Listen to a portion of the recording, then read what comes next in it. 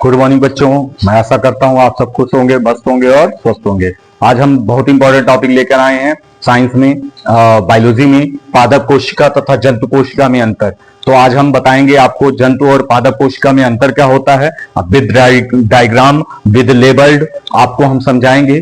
ठीक है, तो इस प्रकार से सर्वप्रथम देखिए जंतु कोशिका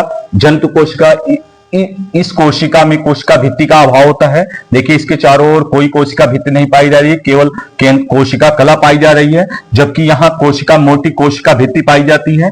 तो यहाँ कोशिका भित्ति का अभाव होता है, जबकि पादप कोशिका में सेलुलोज की बनी कोशिका भित्ति पाई जाती है। ये कोशिका भित्ति किसकी बनी होती है? सेलुलोज की बनी होती है। ठीक है, कोशिका भित्ति। तो पादप कोशिका में कोशिका भित्ति पाई जाती है और सेलुलोज की बनी होती है, जबकि जंतु कोशिका में कोशिका भित्ति नहीं होती है और कोशिका कला पाया जाता है, कोशिका भित्ति का अभाव होता है। चलिए, फर्स्ट पॉइंट आपको हमने क्लियर किया। नेक्स्ट, इसमें जंतु कोशिका में लवक नहीं होते हैं। देखिए इस जंतु कोशिका में कोई भी लवक नहीं पाए जाते हैं, प्लास्टिड्स नहीं पाए जाते हैं, जबकि पादप कोशिका में लवक पाए जाते हैं। देखिए यहां हरित लवक, ठीक है, तो जिसमें क्लोरोफिल होता है, जिसमें प्रकाश संश्लेषण की क्रिया होती है, तो पादप कोशिका में लवक पाए जाते हैं, जबकि जंतु कोशिका में लवक नहीं पाए जाते हैं। इनमें रसधानियां नहीं होती हैं, जबकि इनमें रसधानियां पाई जाती हैं। इनमें छोटी छोटी रसधानियां पाई जाती हैं, जबकि इसमें रसधानी नहीं पाई जाती, रसधानी नहीं पाई जाती है। नेक्स्ट देखिए सेंट्रोसोम व सेंट्रियोल उपस्थित होता है। ये सेंट्रोसोम उपस्थित होता है, जबकि यहाँ सेंट्रोसोम या सेंट्रियोल जो होता है वो उपस्थित नहीं होता है, अनुपस्थित होता है।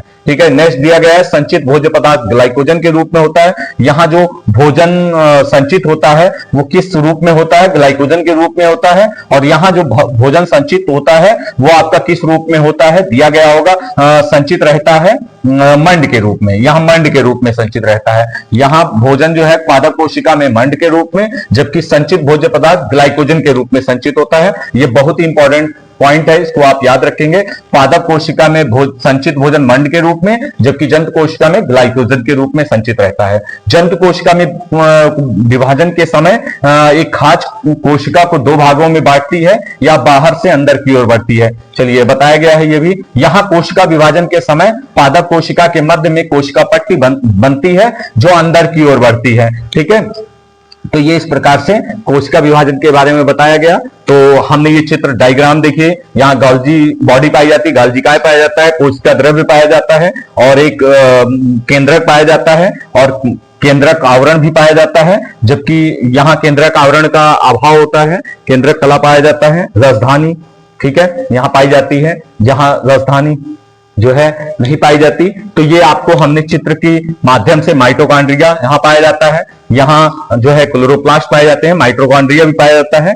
तो ये सभी चीजें हैं। यहाँ राइबोसोम जो है एंडोप्लाज्मिक अंतःद्रव्य जालिका है, उसके ऊपर राइबोसोम पाए जाते हैं। यहाँ भी एंडोप्लाज्मिक रेटिकुलम अंतःद्रव्य जालिका पाई जाती है, जिसके ऊपर राइबोसोम उपस्थित होते हैं। राइबोसोम हेल्प करते हैं प्रोटीन के संश्लेषण में। ठीक है, तो राइबोसोम जो होते हैं 70S होते हैं और 80S राइबोसोम्स होते हैं। ठीक, इस प्रकार हमने बहुत ही आसान तरीके से आपको जंतु कोशिका और पादप कोशिका में अंतर बताया।